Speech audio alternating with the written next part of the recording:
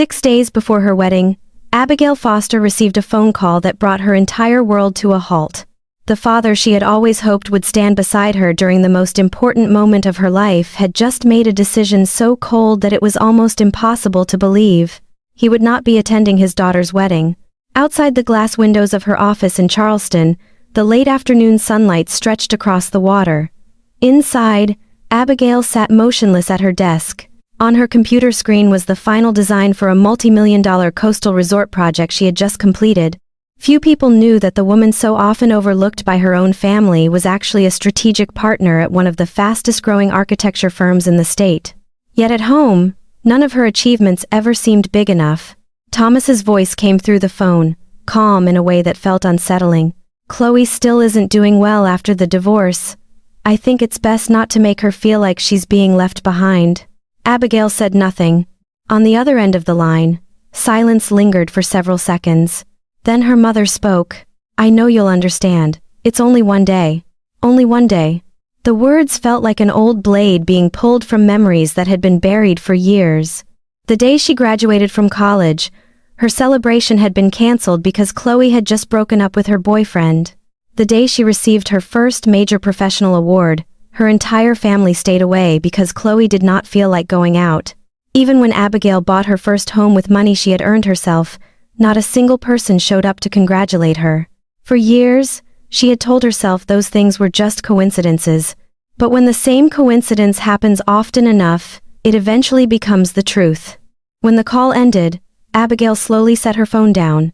For the first time in her life, she did not try to convince her parents to change their minds. No explanations. No argument. No pleading. A strange sense of calm began to settle over her. And in that very moment, she made a decision.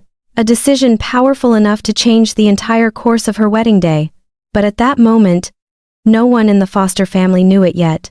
The morning of the wedding arrived beneath clear blue skies and gentle ocean breezes drifting in from the Charleston coastline.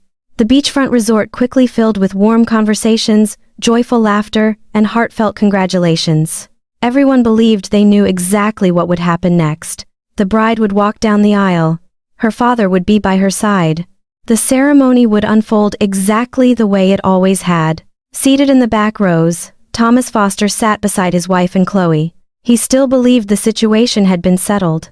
No matter how disappointed Abigail might be, she would eventually accept it, just as she always had before. But this time, he was wrong. Behind the preparation room doors, Abigail stood in front of a large mirror. Her white wedding gown shimmered softly in the morning light. Standing beside her was neither a makeup artist nor a bridesmaid. It was George Foster, her grandfather, now 82 years old. For years, he had rarely involved himself in the conflicts within the family, but he had always been watching. He remembered the day Abigail graduated from college. He remembered the day she received a National Architecture Award. He remembered every moment she quietly endured while all the attention was directed toward Chloe. George looked at his granddaughter for a long moment. His eyes were calm, yet filled with pride. "You've spent too long waiting for their approval. It's time to walk toward your own future." Abigail smiled. It was the most relieved smile she had worn in years. As the wedding music began to play, the doors slowly opened. Every eye in the room immediately turned toward the aisle. For the first few seconds, no one noticed anything unusual. Then whispers began to spread. The person walking beside Abigail was not her father. It was her grandfather, Thomas Foster. The smile vanished from Chloe's face. For the first time in their lives, they understood that Abigail was no longer waiting to be chosen. She had chosen herself. And as Abigail and George walked steadily toward Ryan, who stood waiting at the altar, the entire room felt the truth settle over them. Love, respect, and a meaningful place in someone's life do not come from titles or obligations. They come from the people who choose to be there when you need them most. 3 months after the wedding, Abigail Foster's life changed in ways even she never expected. Not because her family suddenly had a change of heart, not because her parents unexpectedly apologized, but because, for the first time in many years, she stopped living her life while waiting for their approval. The architecture firm Abigail.co owned had just secured the largest contract in its history. Her name was beginning to appear in industry publications. Business partners who had once known her only through conference rooms and project presentations now viewed Abigail as one of the most influential architects in the region. Yet what made her proudest was not her success. It was the sense of peace she felt every morning when she woke up. One early autumn afternoon, Abigail's phone suddenly rang. The caller was Thomas. After several seconds of silence, he finally spoke. "I've been thinking a lot about that day." For the first time, his voice no longer carried its familiar certainty. He realized he had missed too many important moments in his daughter's life. Abigail quietly gazed across the water beyond the harbor. There was a time when hearing those words would have been enough to make her rush back and try to repair everything. But now, things were different.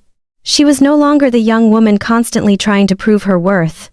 She knew exactly who she was, and she no longer needed anyone else to confirm it. A few days later, Abigail went to visit George. The elderly man sat in his familiar chair on the front porch, quietly watching the sunset. He smiled when he saw his granddaughter approaching. Abigail sat beside him. For a long while, neither of them spoke. Then George finally broke the silence. "The strongest thing you've ever done wasn't changing other people. It was refusing to let them decide your value." Abigail looked toward the horizon. For the first time in many years, she felt that the past was no longer a burden she had to carry.